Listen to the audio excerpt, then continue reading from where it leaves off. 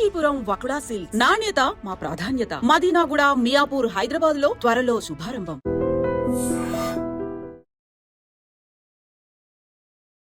Hi hello నమస్తే, welcome back to iDream media. ఈరోజు మనతో ఉన్నారు ఎంఫీ సర్టిఫైడ్ మ్యూచువల్ ఫండ్ డిస్ట్రిబ్యూటర్ అయిన బొనగల సాల్మన్ గారు. సార్తో మాట్లాడదాం. నమస్కారం సార్. నమస్తే అండి విరాట్ గారు. మార్కెట్ ఇప్పుడున్న సిచ్యువేషన్లో జనాలందరికీ మీరు ఇచ్చిన ప్రీవియస్ ఎపిసోడ్ ద్వారా చాలా ధైర్యం అయితే కలిగింది. చాలామంది పాజిటివ్గా రెస్పాండ్ అవుతున్నారు కూడా. అయితే ఇలాంటి టైంలో మరొక ఇంపార్టెంట్ విషయం ఎక్కువ మంది మార్కెట్లో పర్సన్స్ వాడేది, time in the market is more important than timing in the market అనేది. దీన్ని మరికొంత అర్థవంతంగా మన ఆడియన్స్కి ఎక్స్ప్లెయిన్ చేస్తే వాళ్ళకి మరింత ధైర్యం ఇచ్చిన వారిలో అవుతారు. థ్యాంక్ యూ విరాట్ గారు, మంచి క్వశ్చన్ అడిగారండి.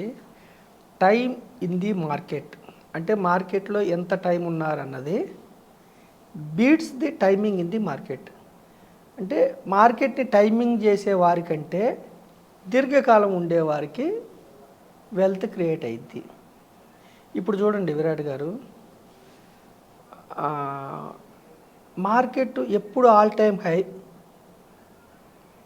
ఎప్పుడు ఆల్ టైమ్ లో ఎవరైనా చెప్పగలరా?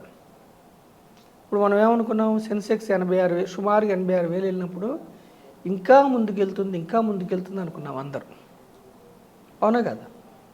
తర్వాత ఈరోజు అరౌండ్ సుమారు ఎంత 74,000 వరకు వచ్చింది సెన్సెక్స్. మొన్నటి వరకు మనం 77లో 78లో ఉన్నప్పుడు కూడా ఇంకా పడదు అనుకున్నాం. అంటే మార్కెట్ ఎంత లోకి వెళ్తుందన్నది ఎవరు చెప్పలేరు, ఎంత హై వెళ్తుందన్నది ఎవరు చెప్పలేరు. టైమింగ్ ఇన్ ది మార్కెట్ అంటే ఇక అంతకంటే ముందుకెళ్ళదు అనుకున్నప్పుడు అందరూ అక్కడ అమ్మేస్తారు, లాభాలు బుక్ చేసుకుంటారు. ఇంతకంటే కిందకి వెళ్ళదు అన్నప్పుడు అందరూ అక్కడ ఇన్వెస్ట్ చేస్తారు, లాభాలు మళ్ళీ వచ్చేలా చూసుకుంటారు. అంటే టైమింగ్ ఇన్ ది మార్కెట్ అంటే ఎవ్వరు కూడా స్టాక్ మార్కెట్ని ప్రిడిక్ట్ చేయలేరు. ఫండ్ మేనేజర్స్ కావచ్చు, పెద్ద పెద్ద కంపెనీల ప్రమోటర్స్. ఇప్పుడు ప్రమోటర్కి పడిపోతుంది అనుకుంటే వాళ్ళు అక్కడ అమ్మి మళ్ళీ ఎంటర్ అవ్వచ్చు కదా. ప్రమోటర్స్ కావచ్చు, గవర్నమెంట్ కావచ్చు, ఎవ్వరూ స్టాక్ మార్కెట్ని ప్రిడిక్ట్ చేయలేరు, అంటే టైమింగ్ చేయలేరు. ఏమి నిర్ణయిస్తే మరి మార్కెట్ అప్ అవుద్దా డౌన్ అవుద్దా అన్నది కేవలం డిమాండ్ అండ్ సప్లై. ఇప్పుడు స్టాక్ మార్కెట్ అంటే షేర్లు అమ్ముతారు, కొంటారండి విరాట్ గారు. కొనేవాళ్ళు ఎక్కువ మంది ఉన్నారు కంపెనీ షేర్లు, అమ్మేవాళ్ళు తక్కువ మంది ఉన్నారు. అప్పుడు ఏమవుతుంది, మార్కెట్ కొనేవాళ్ళు ఎక్కువ మంది ఉండి అమ్మేవాళ్ళు తక్కువ మంది ఉంటే డిమాండ్ ఎక్కువ ఉంది కాబట్టి కంపెనీస్కి షేర్లకి మార్కెట్ పెరుగుతుంది, సెన్సెక్స్ పెరుగుతుంది, నిఫ్టీ పెరుగుతుంది, మిగతా ఇండెక్స్లు కూడా పెరుగుతాయి. ఓకేనా విరాట్ గారు? అలాగే కొనేవాళ్ళు తక్కువ మంది ఉన్నారు, స్టాక్స్ అమ్మేవాళ్ళు ఎక్కువ మంది ఉన్నారు. అప్పుడు ఏమైంది, మార్కెట్ డౌన్ అయింది. అమ్మేవాళ్ళు ఎక్కువ మంది ఉన్నారు షేర్లని, కానీ కొనేవాళ్ళు లేరు, తక్కువ మంది ఉన్నారు, అప్పుడు డౌన్ అయింది. గత కొన్ని రోజులు 6 నెలల నుంచి ఏమవుతుంది, ఎఫ్ఐఐలు బాగా అమ్ముతున్నారు, కొనేవాళ్ళు మన వాళ్ళే, డిఐఏలు, డొమెస్టిక్ ఇన్స్టిట్యూషనల్ ఇన్వెస్టర్స్ లేదంటే రిటైల్ ఇన్వెస్టర్స్. అంటే కొనేవాళ్ళ సంఖ్య తక్కువ ఉంది, అమ్మేవాళ్ళ సంఖ్య ఎక్కువ ఉంది, కాబట్టి మార్కెట్స్ డౌన్ అవుతుంది. సో అంతిమంగా స్టాక్ మార్కెట్ ముందుకెళ్ళాలా తగ్గాలా అన్నది డిమాండ్ అండ్ సప్లై బట్టి ఆధారపడి ఉంటుంది. అంటే మార్కెట్ని ఎవరు కూడా టైమింగ్ చేయలేరు. అయితే డిమాండ్ అండ్ సప్లైని బట్టి పెరగటం తగ్గటం ఉంటుంది. అయితే ఇక్కడ ఏమిటంటే మనం తెలుసుకోవాల్సిన బట్టి దీర్ఘకాలంలో స్టాక్ మార్కెట్ ఎప్పుడు ముందుకే వెళ్తుంది. ఇది ఎట్లా చెప్తున్నాం, ఎప్పుడు కూడా స్టాక్ మార్కెట్ అంటే ఈక్విటీస్ అంటే కంపెనీలో ఓనర్షిప్. ఆ రిటర్న్స్ ఎలా ఉంటాయంటే equities returns GDP plus inflation. GDP అంటే ఏంటి, మన భారతదేశంలో కంపెనీస్ ప్రొడ్యూస్ చేసే ప్రొడక్ట్స్ మొత్తం విలువ, ఫైనల్ ప్రొడక్ట్స్ విలువ, సర్వీసెస్ విలువ, ఎంప్లాయీస్ జీతాల విలువ, ఎక్స్పోర్ట్స్ మైనస్ ఇంపోర్ట్స్, ఇదంతా కలిపితే జీడిపి, గ్రాస్ డొమెస్టిక్ ప్రోడక్ట్. మన దేశం యొక్క అది జనరల్గా మన దేశంలో 5 నుంచి 6.5 వరకు జీడిపి గ్రో అవుతుంది. ఇన్ఫ్లేషన్ ద్రవ్యాల రేట్లు పెరుగుదల, వివిధ రకాల కారణాల వల్ల రేట్లు పెరుగుతాయి. ఇప్పుడు కార్లు అనుకోండి, దాంట్లో మనకి R&D రీసెర్చ్ అండ్ డెవలప్మెంట్ చేసి ఫెసిలిటీస్ పెంచుతారు, దానివల్ల పెరుగుతాయి. ఇన్ఫ్లేషన్ వల్ల పెరుగుతాయి, డబ్బు విలువ తగ్గిపోవటం వల్ల, వివిధ రకాల కారణాలు. పంటలకు అయితేనేమో పంటలు పండకపోవటం వల్ల డిమాండ్ అండ్ సప్లై. అంటే మనుషులు ఎక్కువ మంది కొనేవాళ్ళు ఉంటే ప్రోడక్ట్ తక్కువ వచ్చినప్పుడు వివిధ కారణాల వల్ల ఇన్ఫ్లేషన్ పెరుగుతుంది. ఇన్ఫ్లేషన్ కూడా మన దేశంలో ఒక 5% to 6 to 7% ఉంది. ఎప్పుడు కూడా ఈక్విటీస్ రిటర్న్స్ ఎట్లుంటాయి అంటే అంతర్లీనంగా అండర్లయింగ్ ఎలా ఉంటాయంటే జీడిపి ప్లస్ ఇన్ఫ్లేషన్. అంటే ఇప్పుడు జీడిపి ఒక 5.56 ఉందనుకోండి, ఇన్ఫ్లేషన్ ఒక 5.56 ఉంది. ఈ రెండు కలిస్తే ఎంతో ఈక్విటీస్ అంత రిటర్న్స్ ఇస్తాయి జనరల్గా. ఇది అజ్యూమ్షన్ అనమాట. అయితే ఇది గ్యారంటీ అంటే గ్యారంటీ ఉండదు. అయితే ఏ దేశంలో అయినా ఒక సంవత్సరం జీడిపి ప్లస్ ఇన్ఫ్లేషన్ రిటర్న్స్ రాకపోతే మనం గత ఎపిసోడ్లో ఏం చూసాం, ఎప్పుడైతే మార్కెట్స్ కరెక్షన్ అయినాయో నెక్స్ట్ ఇయర్ మళ్ళీ బౌన్స్ బ్యాక్.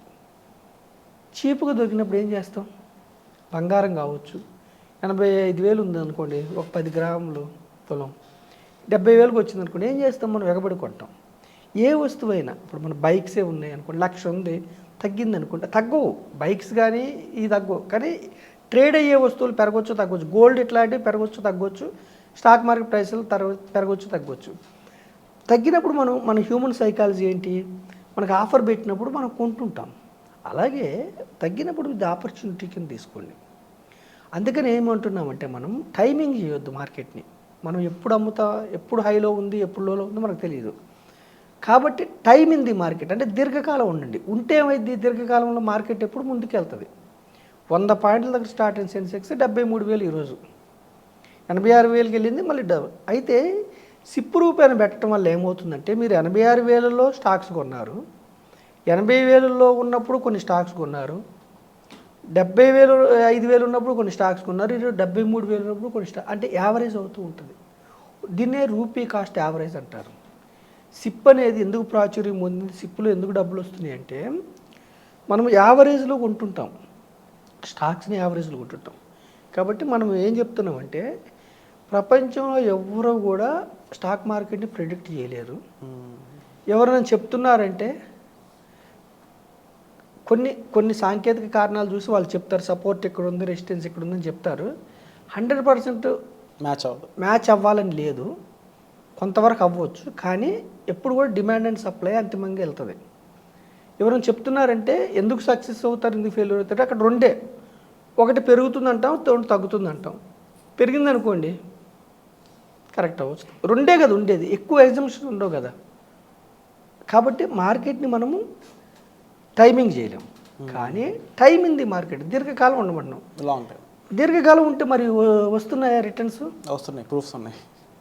నిఫ్టీ 1000 పాయింట్ల దగ్గర స్టార్ట్ అయింది, 22,000, 22 రెట్లు పెరిగింది. 1,00,000 పెడితే 25 ఏళ్ళలో 22 లక్షలు అయింది. సెన్సెక్స్ 1,00,000 పెడితే 7,73,000, 1,00,000 పెడితే 7,30,00,000 అయింది. అంటే 8,60,00,000కి వెళ్ళింది మొన్నటిదాకా, 6 నెలల క్రితం. మళ్ళీ డౌన్ అయింది. డౌన్ అయినా అసలు 1,00,000 కదా మనం పెట్టింది. 40 ఏళ్లలో 40 ఏళ్ళు 7 కోట్లు అయింది కదా, తగ్గేది పెరుగుడు 13 to 14% అయితే వస్తుంది కదా. సో దీర్ఘకాలంలో ఏంటంటే ఎకానమీకి అనుగుణంగా మార్కెట్స్ వెళ్తాయి. కాబట్టి షార్ట్ పీరియడ్ కోసం ఈక్విటీస్లోకి రావద్దు, లాంగ్ పీరియడ్ కోసం రండి. లాంగ్ పీరియడ్ అంటే more than 5, equity mutual funds అయితే more than 5, small cap mid caps అంటే more than 7. షార్ట్ పీరియడ్ కోసం అయితే డెట్ ఫండ్స్, లిక్విడ్ ఫండ్స్కి రండి. అంతిమంగా మనం చెప్పేది అంటే కంపెనీలో ఓనర్షిప్ అనేది వెరీ గుడ్, ఈక్విటీస్ అనేవి మీకు లాంగ్ టర్మ్లో వెల్త్ క్రియేట్ చేసినవి ప్రూవ్ చేయబడ్డది. షార్ట్ పీరియడ్లో ఈ ప్యానిక్ సిచ్యుయేషన్స్ ఉంటాయి. సో ఈ టైంలో మనం చెప్పేది ఏంటంటే ప్రజలకి మీ దగ్గర ఇంకా ఉంటే యాడ్ చేసుకోండి. ఇంకెంతవరకు కిందకి వెళ్తుందని మీరు భయపడి యాడ్ చేయకుండా ఉంటారు. అందుకని నేనేం చెప్తున్నాను, 10 లక్షలు ఉన్నాయి అనుకోండి, ఒక 5 లక్షలు యాడ్ చేయండి, మొత్తం ఒకటేసారి కాకుండా. తర్వాత కొంత యాడ్ చేయండి. లేదంటే సిప్పు రూపాయలు పెట్టారనుకుంటే అసలు ప్రాబ్లం లేదు. సిప్పు రూపాయలు పెడితే మీరు 7 ఏళ్ళు 10 ఏళ్ళు 15 ఏళ్ళలో మీకు వెల్త్ క్రియేట్ అయ్యింది. సో మీరు టైమింగ్ చేయొద్దు, టైం ఉండండి. టైం కూడా ఎట్లా ఉండాలంటే గోల్స్ కోసం. అందుకే గోల్స్ అనేది ఎందుకంటే పద్దాక మనం విరాట్ గారు రిటైర్మెంట్ అనుకోండి ఈరోజు తీసుకోం కదండి, లాంగ్ టర్మ్. కార్ అనుకోండి, ఈఎంఐలు ఇరుక్కోకుండా మనం వెల్త్ ఎసెట్ బిల్డ్ చేసుకునే కార్ కొనుక్కోండి, అందుకని ఒక 5 ఏళ్ళు ఆగండి అంటున్నాం. లేదంటే డ్రీమ్ హౌస్ ఒక 7 ఏళ్ళు ఆగండి, ఎసెట్ బిల్డ్ చేసుకోండి. 10 to 12% దీర్ఘకాలంలో వచ్చే అవకాశం ఉంది. ఒక ఎసెట్, ఫినాన్షియల్ ఎసెట్ బిల్డ్ అయ్యిద్ది, ధైర్యం ఉంటుంది మీకు. జాబ్ ఉన్నా లేకపోయినా ఒక 50 లక్షల కోటి రూపాయలు బిల్డ్ అయితే ధైర్యం ఉంటుంది. సో మనం ఏం చెప్తున్నామంటే గోల్స్ కోసం, అంటే వెకేషన్ కోసం, ఎడ్యుకేషన్, కిడ్స్ ఎడ్యుకేషన్ ఈరోజు రాదు మనకి. ఇప్పుడు 2 ఏళ్ళ నుంచి 5 ఏళ్ళు 7 ఏళ్ళు పిల్లలు ఉన్నారనుకోండి, ఒక 10 ఏళ్ళు టైం ఉంది కదా వాళ్ళ హయ్యర్ ఎడ్యుకేషన్ కోసం, ఇంజనీరింగ్ మెడిసిన్స్ కోసం. మెడిసిన్ స్టడీ కోసం. కాబట్టి మనం ఒక 10 ఏళ్ళ టైం ఉన్న ఈక్విటీస్ లాంగ్ పీరియడ్ అంటే stay time in the market ఉంటే ఎకానమీకి అనుగుణంగా మీ యొక్క మార్కెట్స్ ముందుకెళ్తాయి. కాబట్టి మనం ఏం చెప్తున్నాం, don't time the market, stay time in the market. మార్కెట్లో ఉండండి, టైమింగ్ చేయొద్దు. ఏ టైంలో కొంటే బెటర్ అనే దానికంటే కూడా డబ్బులు పెట్టి ఎక్కువ కాలం ఉండడం అనేది ఒక మ్యాక్సిమం ఒక సక్సెస్ఫుల్ ఫార్ములాగా మనం చూడొచ్చు అంటారు. కరెక్ట్ విరాట్ గారు, correct. And beautiful message, beautiful information sir. ఎందుకంటే ఆల్వేస్ అది వర్కింగ్, ఇది మీరు చెప్పిన ఈ మెసేజ్ అనేది, ఈ ఫార్ములా అనేది ప్రూవెన్ థియరీ అని చెప్పవచ్చు. సో ఇలాంటి మరింత ఇన్ఫర్మేషన్ కోసం మీరు సాల్మన్ గారిని సంప్రదించవచ్చు. అలాగే మార్కెట్ ఇప్పుడున్న స్టేట్ గురించి చాలామంది ప్యానిక్ అవుతున్నారు, చాలామంది భయపడుతున్నారు, మా ఇన్వెస్ట్మెంట్స్ని ఏం చేయాలని అనుకుంటున్నారు. అసలు మీరు ఏం డిసిషన్ తీసుకుంటున్నారు కామెంట్ సెక్షన్లో మెన్షన్ చేస్తున్నారు. ఎటువంటి డిసిషన్ తీసుకుంటే బాగుంటుందో తెలుసుకోవాలనుకున్నట్లయితే దీని గురించి మీరు సార్ని సంప్రదించవచ్చు. వచ్చే ఎపిసోడ్లో మళ్ళీ కలుద్దాం. Thank you so much sir. Thank you అండి విరాట్ గారు.